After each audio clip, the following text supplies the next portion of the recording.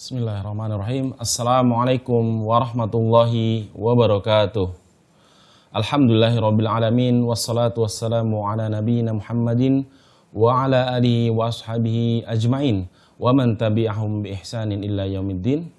Alhamdulillahirrabbilalamin. Pemirsa Ahsan TV dimanapun Anda berada, yang semoga senantiasa dirahmati oleh Allah Subhanahu wa Ta'ala. Pada kesempatan di pagi hari ini, di Jumat seperti biasa, kita mengikuti kajian rutin membahas kitab Al-Adabul Mufrad, buah karya Imam Bukhari, yang insyaallah akan disampaikan oleh guru kita yaitu Ustaz Syarul Fatwa El-Syah Hafidhahullah Ta'ala. Alhamdulillah pada kesempatan di pagi hari ini kita dapat berjumpa kembali dengan beliau. Kita sapa terlebih dahulu. Assalamualaikum Ustaz. Waalaikumsalam warahmatullahi wabarakatuh. Sehat Ustaz ya? Alhamdulillah. Alhamdulillah. Baik pemirsa Ahsan TV dimanapun Anda berada, insya Allah nanti di sesi pertama akan disampaikan materi oleh Ustadz, yaitu masuk di hadis ke-198, membahas tentang memberi makan pelayan. Kemudian di sesi kedua ada sesi interaktif atau tanya jawab. Silahkan kepada para pemirsa yang ingin bertanya langsung kepada Ustadz bisa menyampaikan di 0813 1445 5557. Baik, langsung saja kepada Ustaz. Fadal masykurah. Bismillahirrahmanirrahim. Assalamualaikum warahmatullahi wabarakatuh. Innal hamdalillah nahmaduhu wa nasta'inuhu wa nastaghfiruh. Wa na'udzu billahi min syururi anfusina wa min sayyiati a'malina. May yahdihillahu fala mudhillalah wa may yudlil fala hadiyalah. Asyhadu an la ilaha illallah wahdahu la syarikalah wa asyhadu anna Muhammadan abduhu wa rasuluhu la nabiyya ba'dah. Qala Allah tabaraka wa ta'ala, ya ayyuhalladzina amanu taqullaha haqqa tuqatih wa la tamutunna illa wa antum muslimun. Wa qala aidha, ya ayyuhan nasu taqu rabbakumul ladzi khalaqakum min nafsin wahidah wa khalaqa minha zawjaha wa batha minhuma rijalan katsiran wa nisaa'a wattaqullaha alladzi tasaaluna bihi wal arham innallaha kana 'alaikum raqiba. Fa inna asdaqal hadis kitabullah wa khairal hadi Muhammadin sallallahu alaihi wasallam wa syarrul umuri muhdatsatuha fa inna kulla muhdatsatin bid'ah wa kulla bid'atin dolalah wa kulla dolalatin finnar. Saudara-saudariku kaum muslimin dimanapun Anda berada, pertama-tama marilah kita memuji syukur kepada Allah Subhanahu wa Ta'ala atas nikmat-nikmat yang telah Allah berikan pada kita. Tidak ada satupun nikmat kecuali datangnya dari Allah. Di antara nikmat terbesar, nikmat Islam dan iman yang Allah berikan pada diri kita. Karena dengan Islam dan iman ini akan membawa pada manfaat yang abadi, yaitu di akhirat nanti sebagai bekal kita menghadap Allah Subhanahu wa Ta'ala. Dengan keislaman dan keimanan kita, maka ini menjadi kunci keselamatan kita di akhirat, masuk ke dalam surga Allah Subhanahu wa Ta'ala. Dan nikmat ini akan terasa lebih berharga lagi, nikmat Islam dan iman, apabila kita menjaganya, apabila kita terus belajar memperbaharui keimanan kita agar tidak turun drastis, tidak terjun bebas sampai pada titik nadir yang menyebabkan seorang berada dalam jurang, ya, jurang keluar dari agama Islam. Sebelum itu terjadi, maka terus pupuk, sirami iman kita, sirami keislaman kita dengan ilmu-ilmu agama yang diambil dari Quran dan Sunnah, yang dapat menenteramkan jiwa kita semua. Dan alhamdulillah kajian di pagi hari ini kita melanjutkan kitab Al-Adabul Mufrad sampai pada hadis nomor 198, ya, dengan subtema apabila seorang tuan majikan tidak suka untuk makan bersama hambanya, bersama pelayannya. Kita baca hadisnya, hadis 198. Qala al-Imam al-Bukhari rahimahullah. Imam Bukhari rahimahullah beliau berkata, babun idza kariha an ya'kula ma'a abdihi. Bab apabila seorang majikan itu, ya, seorang tuan tidak senang untuk makan bersama hambanya. Hadatsana Muhammad bin Salam qala akhbarana Makhlad bin Yazid qala akhbarana Ibnu Jurayj qala akhbarani Abu Zubair annahu sami'a rajulan yas'alu Jabiran an khadimir rajul idza kafahu al-mashaqqata wal har amara an-nabi sallallahu alaihi wasallam an yad'uhu qala na'am fa in kariha ahadukum an yat'ama ma'ah falyut'imhu uklatan fi yadihi. Dari Abu Zubair bahwasanya dia mendengar seorang laki-laki bertanya kepada Jabir bin Abdullah tentang pelayan, ya, seorang majikan. Jadi ada Abu Zubair, dia mendengar seorang laki-laki bertanya pada Jabir bin Abdullah tentang seorang pelayan atau budaknya milik seorang majikan. Apabila budak ini sudah merasakan kelelahan dan juga sudah merasakan panasnya memasak di dapur, maka Nabi memerintahkan, apakah Nabi memerintahkan untuk memanggil pelayan ini? Artinya, jika seorang pelayan budak itu sudah kelelahan, kecapean, dan dia sudah merasakan panasnya, berkeringat, peluh keringat dengan pekerjaannya, apakah Nabi pernah memerintahkan untuk memanggil pelayan semacam ini? Dijawab oleh Jabir, iya. Kemudian Nabi mengatakan, apabila salah seorang di antara kalian tidak senang untuk makan bersamanya, maka hendaklah dia, pelayan budak ini, diberi makan dengan suapan di tangannya. Artinya, hadis yang mulia ini memberikan kepada kita agar para majikan itu, ya, memuliakan budak dan pelayan yang dimiliki. Kalau tidak suka pelayan budak tersebut duduk bersama kita, maka kita berikan makanan kepada dia. Nah, bahasanya Nabi, kasih makan dia satu suapan. Ya, artinya apa? Makanannya sama, cuma dia makan di tempat lain. Kita piringin, kasih ke pelayan kita yang sudah kelelahan, suruh makan di tempat kursi yang lain atau meja yang lain. Kalau memang kita tidak suka untuk makan bersama dengan pelayan, ya, bersama dengan budak yang kita miliki.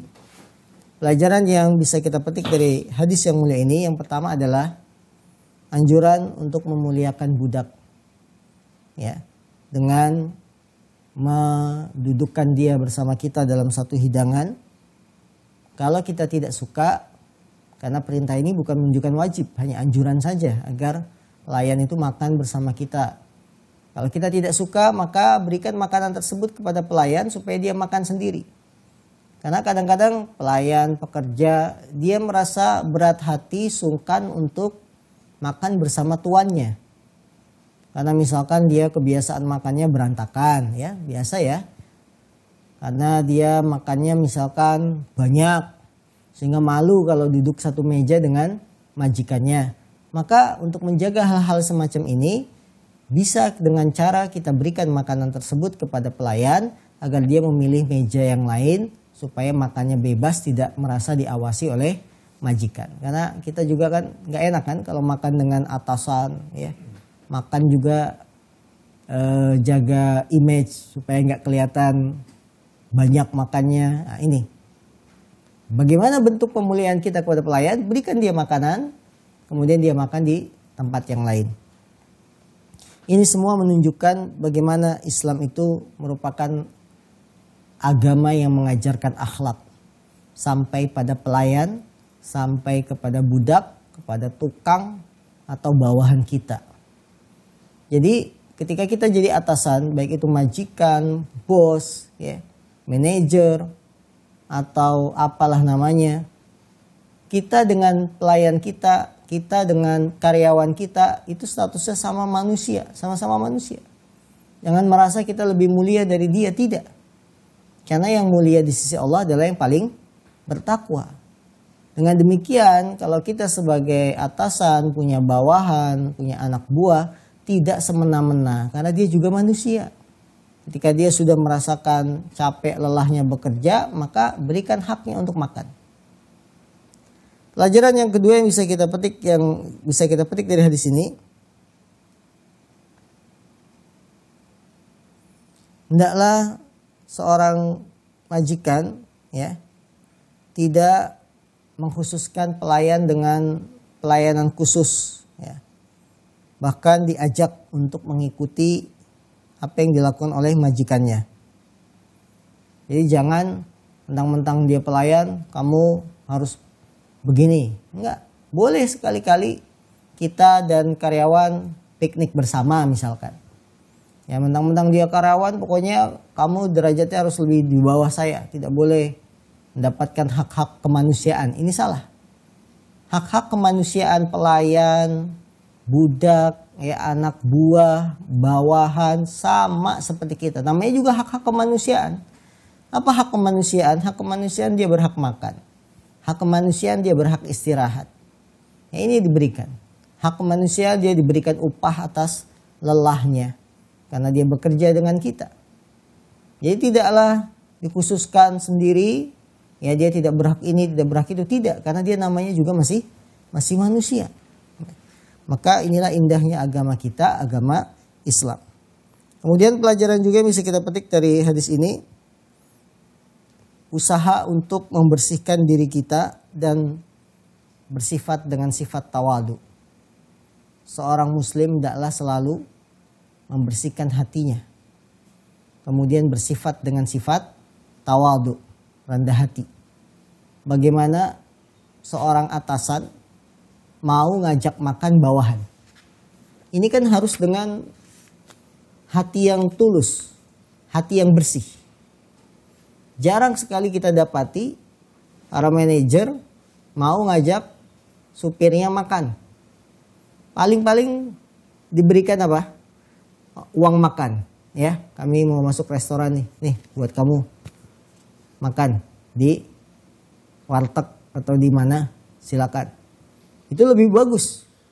Bahkan ada yang supir tidak diberikan makanannya, sementara tuannya, atasannya makan enak. Ya, nah ini sebuah kesalahan dan sebuah kekeliruan. Bahwa kita harus berusaha membersihkan jiwa kita dari sifat kesombongan, sifat merasa lebih tinggi, sifat merasa lebih hebat. Ya. Maka para atasan, para majikan, para manajer, ya para tuan yang memiliki anak buah, hendaknya diperhatikan anak buahnya. Kalau kita punya supir pribadi mengantarkan kita suatu tujuan, kita makan, ajak dia makan. Satu meja, kalau memang jiwa kita bersih, siap, gak ada masalah. Kalaupun tidak siap jiwa kita, berikan dia di meja yang lain dengan makanan yang sama dengan yang kita makan. Ya seperti itu. Maka kaum muslimin yang berkat Allah SWT, hati kita ini selalu dibersihkan.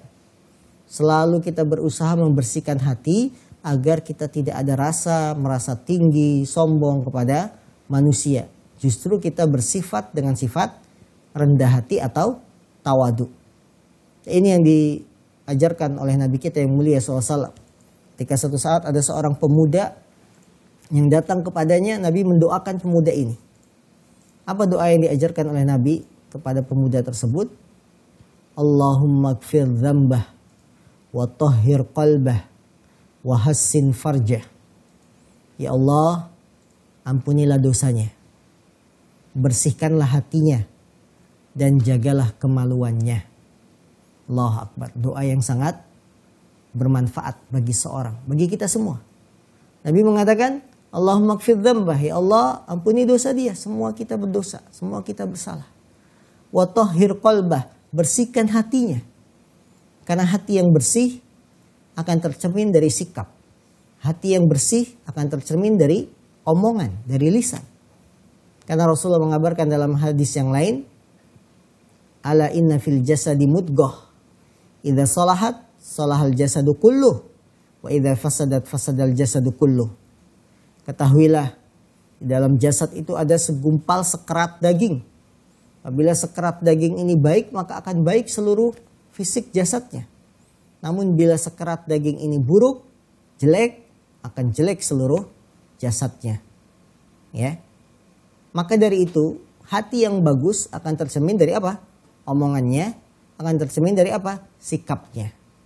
Ini akan membuahkan buah hasil yang manis. Ketika hati kita bersih, maka kita bersifat, bersikap tawadu, rendah hati kepada orang yang ada di bawahan kita. Baik dia namanya pelayan, baik dia namanya karyawan, baik dia namanya anak buah dan seterusnya. Maka dalam hadis ini menunjukkan hendaklah kita berusaha selalu membersihkan jiwa kita, ya, membersihkan hati kita supaya kita mendapatkan sifat tawadu. Pelajaran juga yang bisa kita petik dari hadis ini, memuliakan orang yang berada di bawah kita dalam kedudukan. Budak, pelayan, karyawan, anak buah, secara status sosial dunia dia di bawah kita. Betul? Ya, secara status sosial hukum dunia dia di bawah. Karyawan punya leader di atasnya, punya manajer. Memang secara status sosial dunia dia di bawah kita. Tapi bukan berarti kita menghinanya. Bahkan Islam menganjurkan untuk memuliakannya. Siapapun kita, direktur kah, manajer kah, punya anak buah kah, dan seterusnya. Bagaimanapun anak buah kita, dia itu manusia. Memang secara hukum dunia dia bawahan kita, tapi Islam menganjurkan untuk memuliakan, bukan untuk menghinanya. Hadis 199. Babun yut'imul abda mimma ya'kul. Bab memberi makan seorang budak dari apa yang majikan makan. Haddatsana Abdullah bin Maslamah qala haddatsana Marwan bin Muawiyah anil Fadl bin Mubashshir qala sami'tu Jabir bin Abdullah yaqul kana Nabiy sallallahu alaihi wasallam yusi bil mamlukina khairan wa yaqul at'imuhum mimma ta'kulun wa albisuhum min labusikum wa la tu'adzibu khalqallah. Dari Jabir bin Abdullah dia berkata, adalah Nabi sallallahu alaihi wasallam berwasiat tentang para budak, berwasiat kebaikan agar kalian berbuat baik kepada para budak. Jadi kata Jabir bin Abdullah, Nabi berwasiat untuk berbuat baik kepada para budak. Di antara yang beliau wasiatkan, beliau bersabda, at'imuhum mimma ta'kulun. Berilah mereka makan dari apa yang kalian makan. Wa albisuhum mim nabusikum. Berilah mereka pakaian dari pakaian yang kalian pakai. Wala tu'adzibu khalqallah. Dan janganlah kalian menyiksa makhluk ciptaan Allah Subhanahu wa taala. Derajat hadis ini adalah hadis yang sahih. Hadis ini menegaskan pembahasan sebelumnya bahwa kita dianjurkan sebagai majikan, sebagai atasan untuk memberi makan para budak, para pelayan, para karyawan dengan apa yang kita makan. Ya. Jadi di sini menegaskan pembahasan sebelumnya. Karena itulah hadis ini memberikan pelajaran pada kita bahwa seorang budak, ya, memiliki hak untuk mendapatkan makanan dari tuannya dengan jenis makanan yang dimakan oleh tuannya. Dan tidak harus makan satu meja, bisa makan di tempat yang lain ya dengan jenis makanan yang sama. Jadi hadis ini menunjukkan bahwa budak itu punya hak untuk mendapat makanan. Begitupun para karyawan, ya para pekerja, mereka berhak untuk dapat makanan. Karena ini hak-hak kemanusiaan. Dan hak kemanusiaan ini ditetapkan oleh agama. Ini indahnya syariat kita. Yang menjadi hak-hak kemanusiaan itu ditetapkan oleh agama. Bahwa kita dianjurkan memberi makan karyawan kita, pelayan kita, budak kita dengan apa yang kita makan. Walaupun tidak satu meja. Ya. Betapa indahnya agama kita yang memuliakan sesama manusia. Andaikan manusia satu sama lain saling memuliakan, maka akan terjalin ikatan yang kuat. Ikatan ukhuwah Islamiyah yang kuat karena saling memuliakan. Berbeda kalau saling menyerang, saling menghina. Bukan semakin kuat ikatan ukhuwah persaudaraan, tapi akan semakin renggang. Ya. Karena itulah Islam menjaga hak-hak semacam ini. Yang kedua, bahwa budak pelayan itu berhak mendapatkan pakaian dari apa yang kita pakai. Ya. Pakaian yang layak dipakai. untuk pekerjaannya sehari-hari. Kalau dia pekerjaannya yang kotor, ya, misalkan apa yang kotor? Bengkel dan lain-lain. Tentu pakaiannya kan berbeda dengan pakaian yang kita pakai untuk sehari-hari. Pakaian orang bengkel dengan pakaian khusus. Wear pack apa namanya ya. Nah, ini pakaian yang harus diberikan pada pelayan, pada karyawan kita yang berhubungan dengan pekerjaan dia. Pakaian tukang las juga beda, ya. Pakaian apalagi yang memiliki kekhususan. Ya, apabila tukang bangunan yang sifatnya konstruksi besar, ya harus pakai helm dan lain-lain. Ini semuanya harus diberikan dalam rangka apa? Agar si pelayan kita, budak kita, anak buah kita ini mendapatkan hak-haknya. Terlebih lagi kalau berhubungan dengan keamanan, safety-nya. Bila tidak pakai akan membuat dia terpleset jatuh atau geger otaknya, maka ini harus dijaga. Para atasan, para manajer harus memperhatikan hal ini. Jangan dibiarkan begitu saja. Ketika harus naik gedung ya bertingkat 20 lantai, bersihin kacanya. Maka penjagaannya pun harus ekstra. Pakai tambang, pakai ikatan ya. Tidak boleh 20 lantai hanya dengan naik tangga atau dengan apa yang tidak aman ya. Ini tidak boleh. Harus diberikan karyawan itu haknya dalam memakai pakaian yang sesuai dengan jenis pekerjaan, pakaian yang kita pakai. Kemudian yang ketiga, wala tu'adzibu hauqallah. Budak pelayan berhak mendapatkan perlakuan yang baik. Ya, tidak disiksa. Karena Nabi mengatakan, jangan kamu menyiksa makhluk ciptaan Allah. Artinya pelayan kita, budak kita itu berhak mendapat perlakuan yang baik. Ya.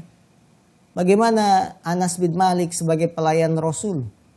Aku 10 tahun menjadi pelayan Rasul, aku tidak pernah mendengar dari beliau mengucapkan kata-kata, kenapa ini kamu belum kerjakan? Kenapa ngerjainnya kok begini? Ya, ini kan mendapatkan perlakuan yang baik dari Rasul. Maka kita mencontoh Nabi kita yang mulia SAW yang beliau punya pelayan, tapi beliau berhasil berbuat baik kepada pelayannya. Maka kita introspeksi diri kita masing-masing. Apakah saya punya anak buah, punya karyawan, punya pelayan, apakah kita sudah berbuat baik kepada mereka? Yang ini merupakan ajaran Islam.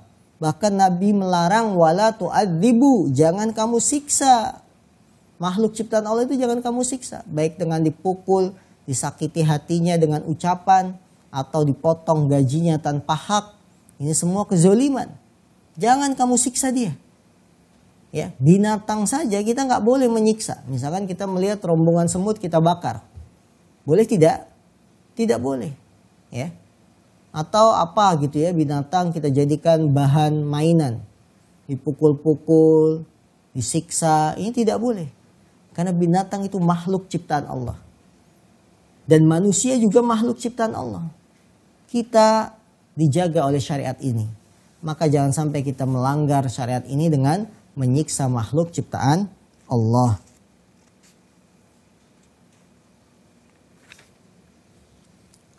Hadis yang selanjutnya, hadis nomor 200. Haddatsana Musaddadun qala haddatsana Yahya bin Sa'id an Ismaila ibni Abi Khalid an abihi an Abi Hurairah an Nabi sallallahu alaihi wasallam qala idza jaa ahadakum khadimuhu bi ta'amihi falyujlishu fa illam yaqbal falyunawilhu minhu. Hadis ke-200.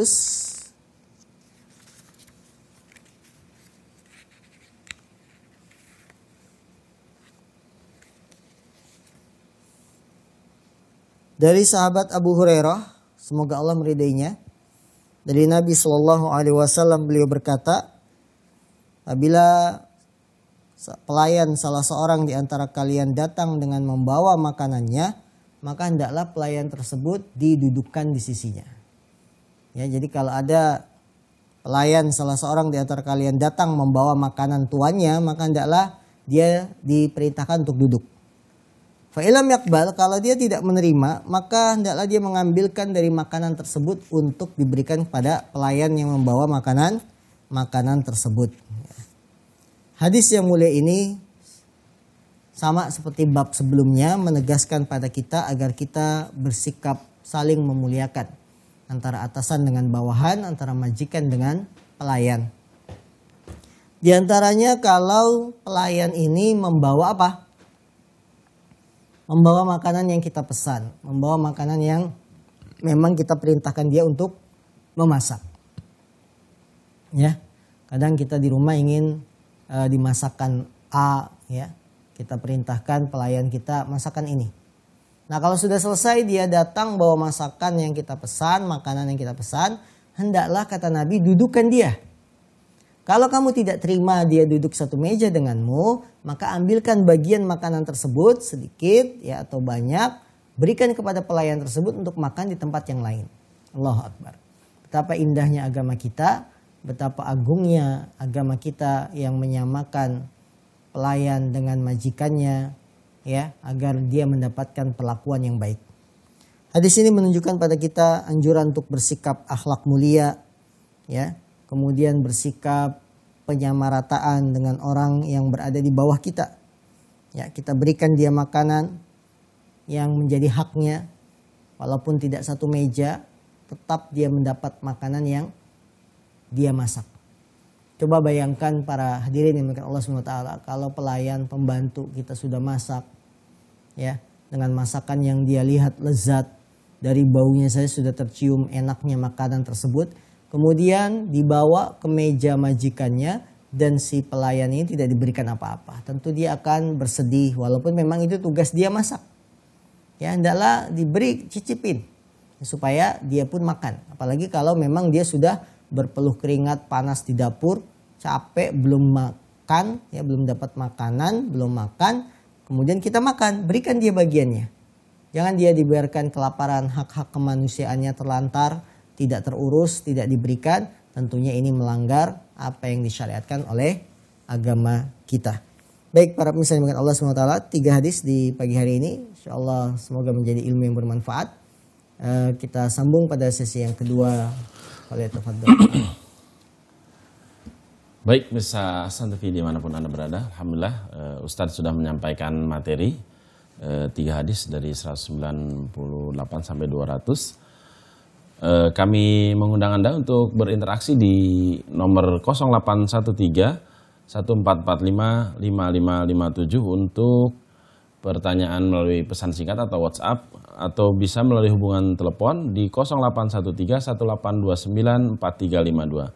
Baik pemirsa, kita masuk ke sesi kedua, tetapi kita simak jeda terlebih dahulu. Baik pemirsa, Santipi dimanapun Anda berada, yang semoga senantiasa dirahmati oleh Allah Subhanahu Wa Taala. Alhamdulillah kita masuk di sesi kedua, yaitu sesi interaktif tanya jawab. Silakan kami mengundang kembali Anda untuk menghubungi 0813 1445 5557 untuk layanan pesan singkat atau WhatsApp, atau bisa melalui di 0813 1829 4352 untuk pertanyaan melalui sambungan telepon. Kita sambil menunggu telepon yang masuk, kita bacakan terlebih dahulu pertanyaan dari pemirsa. Bismillah, Assalamualaikum Ustadz, izin bertanya, apakah sebuah kewajiban majikan untuk memberikan jaminan kesehatan atau seperti BPJS atau semacamnya? Syukron, jazakallah khairan. Dari Pepi di Cibubur. Baik. Ada pertanyaan, apakah kewajiban bagi sebuah atasan, ya, direktur atau manajer memberikan jaminan kesehatan kepada anak buah? Kalau ini hubungannya dengan hukum-hukum positif di negara kita, itu semua sudah diatur. Ya, bahwa para karyawan, para pekerja yang bergabung dalam satu perusahaan, dia wajib perusahaan tersebut memberikan jaminan kesehatan. Kalau kita berbicara secara hukum-hukum positif di negara kita, itu sudah diatur semuanya. Ketika perusahaan itu mengajukan izin untuk buka usaha, buka pabrik di Indonesia, itu sudah ada aturan mainnya. Di antaranya adalah memberikan jaminan kesehatan. Maka wajib dipatuhi aturan ini, memberikan jaminan kesehatan. Ya, Karena hubungannya dengan ketaatan kepada pemerintah. Jadi pemerintah itu sudah mengatur semua. Ya, investor yang mau datang bikin pabrik, mobil, motor, di antara syarat-syaratnya apa? Memberikan jaminan kesehatan kepada karyawan. Karena kita wajib taat pada pemerintah dan kita sebagai investor, ya sebagai pemilik perusahaan, wajib menaati kesepakatan yang dibuat di awal ketika kita membuka pintu usaha di negara ini. Secara hukum syariat memberikan jaminan kesehatan termasuk hak-hak kemanusiaan. Ya. Misalkan kita punya anak buah walaupun tidak harus dengan bentuknya jaminan kesehatan berupa BPJS atau yang lainnya. Kita berikan waktu istirahat, misalkan karyawan sudah merasa demam, pusing, sudah kamu pulang tengah hari sekarang. Itu jaminan kesehatan namanya. Walaupun dia berobat dengan sendiri ya ke puskesmas atau ke dokter terdekat, kita tidak memberikan uang, tapi dengan mengizinkan dia pulang tengah hari itu sudah bentuk jaminan kesehatan. Kalau kita membantu berupa biaya berobat itu sudah anjuran namanya, bukan kewajiban. Ya, bukan kewajiban. Yang menjadi kewajiban adalah hak-hak kemanusiaannya. Dia mau izin karena misalkan harus isolasi, ya sudah diberikan, itu jaminan kesehatan. Walaupun kita tidak mampu membiayai selama 14 hari dia isolasi, makannya gimana, kita tidak bisa mampu. Tapi dengan memberikan izin sudah bentuk jaminan kesehatan kepada bawahan kita. Ya, nah, Allah a'lam. Baik, jazakallahu Ustaz atas jawabannya. Ya, baik, kita lanjutkan kepada ada nomor ya. Silakan. Ada telepon masuk. Halo. Assalamualaikum. Waalaikumsalam warahmatullahi wabarakatuh. Ya, silakan Bapak, dari siapa dan di mana? Dari abahnya Nakib di Cikarang. Masya Allah, Abah Nakib. Fadal, Abah Nakib. Masya Allah. Assalamualaikum Ustaz. Sehat Ustaz. Assalamualaikum. Alhamdulillah. Tunggu di studio. Insya Allah. Ustaz, ada 2 pertanyaan Ustaz. Yang pertama, Ustaz, kalau seandainya ada seorang karyawan yang bertahun-tahun gajinya tidak naik-naik, kemudian dia mengingatkan ke atasannya, itu masuk kategori mengingatkan atau dia termasuk juga meminta-minta Ustaz? Itu yang pertama Ustaz. Mohon penjelasan. Yang kedua Ustaz, terkait dengan beberapa binatang kan sekarang lagi sedang gandrung diperjualbelikan kayak ikan cupang, kucing dan sebagainya. Nah, adakah larangan-larangan binatang tertentu Ustaz yang dilarang diperjualbelikan Ustaz? 2 pertanyaan itu Ustaz. Baik. Mohon dijawab, jazakallahu khairan. Assalamualaikum warahmatullahi wabarakatuh. Waalaikumsalam warahmatullahi wabarakatuh. Silakan pertanyaan dari Abah Nakib. Baik, dari saudara kami di Telaga Pesona. Ada 2 pertanyaan. Pertanyaan pertama, bagaimana dengan karyawan yang sudah bertahun-tahun bekerja tapi gajinya tidak dinaikkan. Kemudian dia mengingatkan atasannya, apakah ini termasuk minta-minta atau bentuk nasihat? Ya. Yang pertama, seorang muslim itu dibangun di atas kesepakatan. Rasulullah SAW mengatakan, al-muslimuna ala syurutihim. Seorang muslim itu berdasarkan syarat kesepakatan yang dibuat. Maka hendaklah kita menghargai kesepakatan ini. Anda sebagai karyawan ketika diangkat pertama kali tentunya ada hitam di atas putih. Kita tidak mungkin bekerja tanpa ada kesepakatan di awal. Ya, kesepakatan dalam hal 1 nominal gaji, kemudian durasi berapa tahun saya bekerja. Kalau disepakati di situ nominal gaji sudah ditentukan selama 2 tahun, 3 tahun, maka selama itu pula kita tidak berhak untuk meminta naik gaji karena di awal sudah ada hitam di atas putih. Yang anehnya karyawan itu kalau sudah hitam di atas putih seolah-olah dia lupa bahwa dulu pernah tanda tangan kesepakatan, sehingga dia sebut-sebut sudah saya 3 tahun ini nggak dapat kenaikan gaji. Lah kan di kontrak sudah ada, Anda bekerja tahun sekian sampai tahun sekian dengan nilai gaji sekian. Kalau tidak setuju dari awal itu tidak usah tanda tangan. Jangan kita tanda tangan hitam di atas putih tapi di luar ngomong keluar saya gajinya cuma segini, saya nggak pernah naik sudah 2 tahun. Padahal di situ sudah ada masa kontrak kerjanya. ya, kemudian nominal gajinya. Kalau sudah ada kesepakatan semacam ini, Anda tidak berhak minta naik gaji. Karena berarti menyelisihi kesepakatan yang sudah dibuat. Apalagi permintaan itu diajukan dalam durasi yang sudah disepakati. Kita kerja 5 tahun dengan jumlah gaji sekian, sudah. Ya, terima kalau memang sudah tanda tangan. Kecuali kita tidak setuju. Masa 5 tahun tetap cuma gajinya sekian, harusnya kan ada kenaikan. 5 tahun itu kan harga-harga barang sudah naik. Masa saya dari tahun pertama sampai tahun kelima cuma segini? Kalau tidak setuju, maka minta perbaharuan. Ini saya setujunya 2 tahun saja. 2 tahun kerja, nanti ada kontrak baru, saya minta kenaikan gaji. Seperti itu harusnya. Jangan kita sepakat, tanda tangan, kemudian setelah itu kita minta kenaikan, ini termasuk meminta-minta.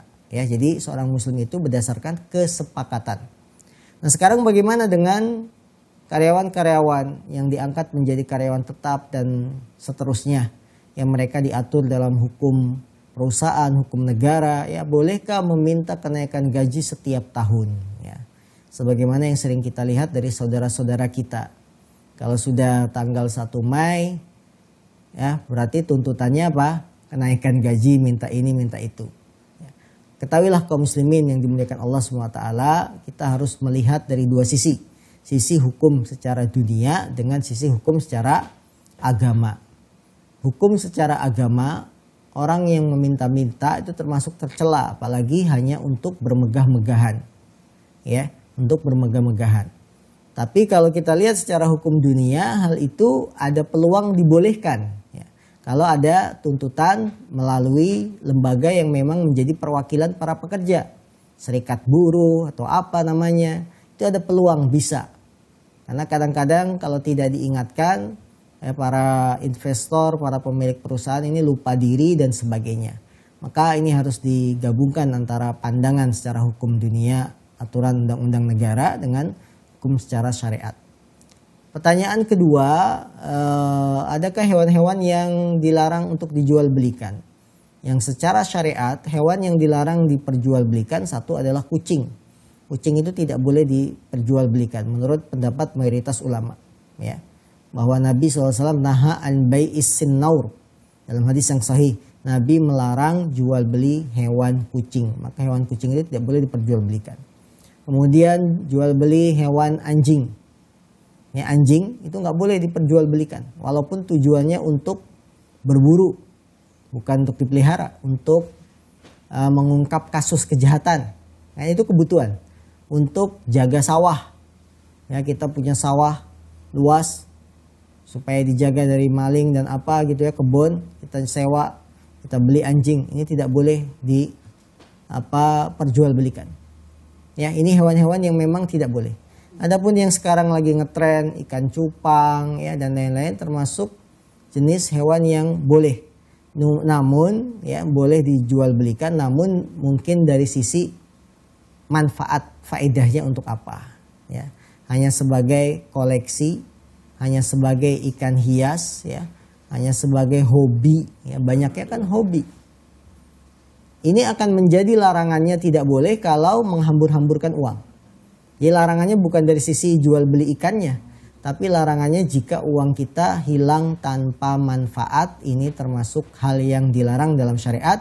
Karena Allah berfirman, wala tubadzir tabdzira. Janganlah kalian melakukan tindakan mubazir yang menyia-nyiakan harta. Allah a'lam. Baik, jazakallah Ustaz atas penjelasannya. Kami tunggu lagi telepon dari pemirsa, silakan. Halo? Halo, iya. Ya, assalamualaikum Ibu. Dari mana? Waalaikumsalam warahmatullahi. Dengan Ibu Yeni di Tegal. Oh, silakan Ibu Yeni, disampaikan pertanyaannya. Pak Ustadz mau bertanya. Baik, silakan. Apakah ini termasuk minta-minta apa gimana ya Ustadz? Suami saya kan kerja di perusahaan. Perusahaannya itu nggak besar sih Ustadz, kayak perusahaan bengkel gitu, bengkel mobil. Nah terus kan karena suami saya kerja sama bosnya udah 20 tahun. Nah terus itu kan kadang-kadang kalau itu kan kadang-kadang bosnya tiba-tiba transfer duit gitu ke rekening suami.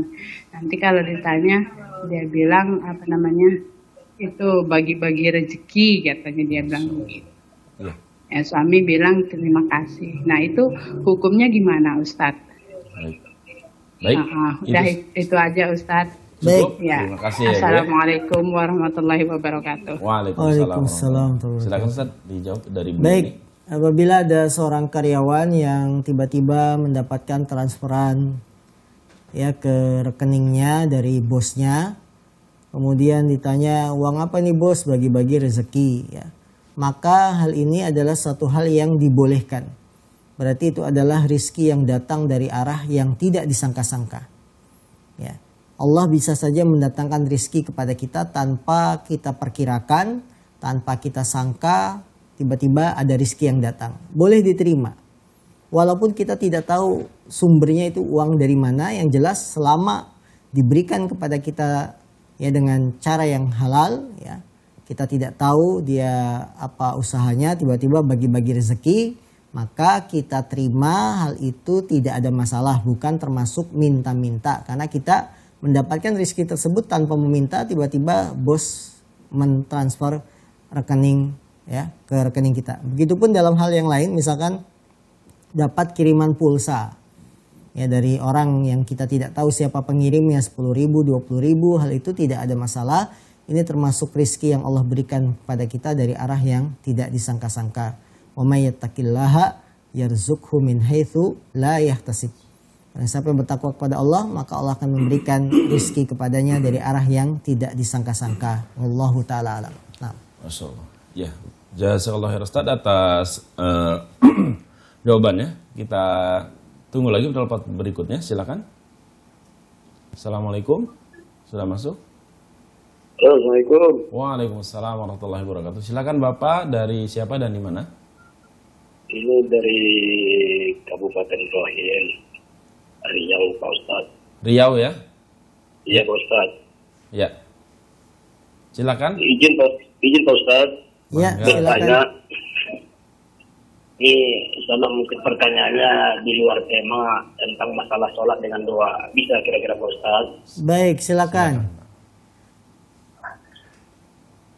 Yang pertama tentang sholat Jumat Pak Ustadz. Ini kan kita menghormati yang melakukan azan satu kali, yang sama yang dua kali, kan begitu. Yang satu kali menghormati yang dua kali, yang dua kali menghormati yang satu kali azan. Cuma yang dipertanyakan dalamnya Pak Ustadz, yang dua kali kan ada azan pertama di sana kan sholat sunat Pak Ustadz. Jadi apakah ini termasuk sholat sunat rawatib atau gimana, atau sholat sunat Pak Ustadz? Ya. Karena sudah bertahun-tahun kadang-kadang kita melakukan ataupun umat yang lain ini melapaskan niatnya, sengaja saya sholat sunat sebelum Jumat, berarti qobliyah kan gitu Pak Ustadz. Ya. Ya, yang kedua Pak Ustadz, masalah doa. Doa bersama ini yang dipimpin oleh imam itu sepertinya sudah membudaya dan menjamur di kalangan umat Pak Ustadz.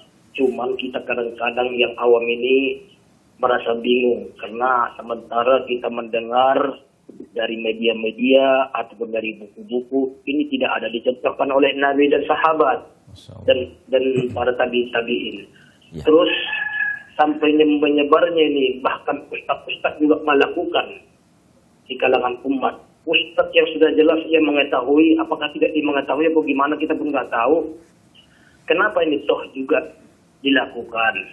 Jadi mohon pertanyaannya Pak Ustadz, mohon jawabannya Pak Ustadz, apakah doa ini datangnya dari ulama besar orang terdahulu, makanya saya sampai saat ini mempertahankan umat masalah memperlakukan doa bersama tersebut Pak Ustadz. Jadi kita nggak tahu sumbernya begitu Pak Ustadz. Baik. Jadi mohon, mungkin ini tidak akan mungkin ini berasal dari orang awam-awam.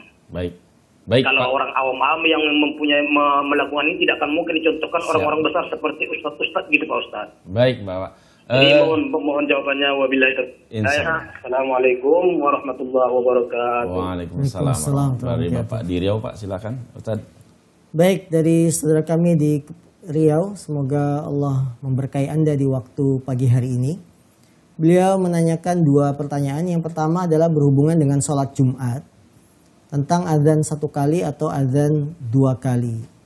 Bagi yang melaksanakan sholat Jumatnya azan 2 kali, setelah azan pertama itu ada sholat sunnah. Dia niatnya adalah sunat qobliyah. Apakah ini ada ajarannya dari Nabi SAW? Al-Imam Ibnul Qayyim, ya, dalam kitabnya Zadul Ma'ad, beliau menjelaskan bahwa tidak ada sejarahnya dari zaman Nabi yang disebut sunnah qobliyah Jumat. Yang ada adalah sunnah qobliyah sholat zuhur. Ya, sunnah qobliyah sholat Jumat itu tidak ada dan tidak pernah dikerjakan oleh Rasul Shallallahu Alaihi Wasallam dan para sahabatnya. Maka kalau perkara azan sekali, azan 2 kali, kita bisa saling toleransi. Tapi untuk melaksanakan sholat sunnah qobliyah, tentunya ini harus dikembalikan kepada praktek Jumatan yang dicontohkan oleh Rasul SAW.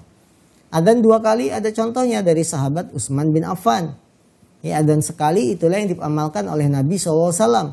Tapi sholat qobliyah Jumat tidak ada yang mengamalkannya. Baik Nabi, para sahabat, dan murid-murid para sahabat tabi'in. Ya, tabi'ut tabi'in. Jadi kalau masalah adzan sekali 2 kali, perkaranya ringan, kita bisa toleransi. Tapi kalau sholat sunnah qobliyah Jumat, ini yang tidak ada contohnya. Maka kalau kita memilih Jumatan itu pakai adzan 2 kali, setelah adzan pertama tidak usah ada sholat sunnah qobliyah Jumat. Ya, karena ini tidak dicontohkan oleh Nabi SAW. Ya, ini yang perlu diperhatikan dalam masalah ini. Dan hendaknya kita selalu terus menuntut ilmu, membaca buku, agar kita terbuka wawasannya tentang hukum-hukum seperti ini. Yang kedua, hukum doa bersama setelah sholat. Itu datangnya dari mana kok bisa ada? Karena sebagian ustadz mengatakan dianjurkan, sebagian lain mengatakan tidak pernah dicontohkan oleh Rasulullah SAW. Masalah doa setelah sholat, sumbernya itu adalah hadis riwayat Bukhari.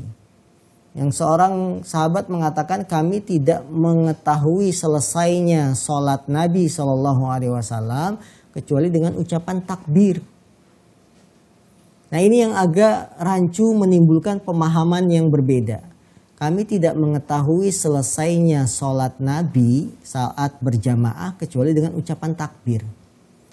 Kalau Nabi sendiri yang ngucapin takbir, maka tentunya tidak akan didengar oleh sahabat yang lain. Tapi sahabat ini mengatakan, kami tidak tahu Nabi itu sudah selesai sholat kecuali ketika mendengar takbir, ketika berzikir. Berarti di sini ada isyarat zikirnya itu sama-sama.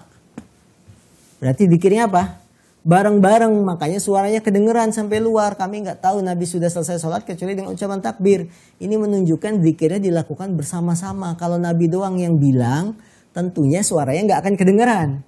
Nah, ini bagi yang memahami adanya doa bersama, zikir bersama setelah sholat. Jadi diambil dari pemahaman. Hadisnya ada, cuma ada pemahamannya. Bagi yang mengatakan doa setelah sholat itu tidak dianjurkan, bagaimana menyikapi hadis ini? Kami tidak mengetahui selesai sholat Nabi kecuali dengan ucapan takbir. Maksudnya di situ, Nabi itu mengajarkan para sahabat zikir. Bukan berarti zikir sama-sama, doa bersama. Ya. Jadi Nabi itu saat itu mengajarkan para sahabat yang belum hafal zikir setelah sholat. Karena namanya ngajarin, suaranya pasti kenceng. Pasti gemuruh. Karena sedang belajar, ya kayak kita belajar Quran. Kan suaranya kedengeran. Keluar. Ya. Ini bagi yang memahami tidak ada zikir setelah sholat berjamaah. Ya, maka kaum muslimin dengan Allah SWT, kita ini penjelasan awalnya bagaimana bisa ada yang namanya zikir berjamaah setelah sholat fardu, sholat 5 waktu. Allah alam, ya mungkin cukup sampai sini ya. Kalau Ustaz, masih ada satu penelpon lagi Ustaz, kita berikan kesempatan. Udah masuk, silakan. Assalamualaikum. Assalamualaikum. Waalaikumsalam warahmatullahi wabarakatuh, Pak Ustaz. Dari siapa dan di mana, Ibu? Silakan. Ya, dari Ibu Ani di Malang. Pak Ustaz, mungkin ini di luar tema, saya mau tanya.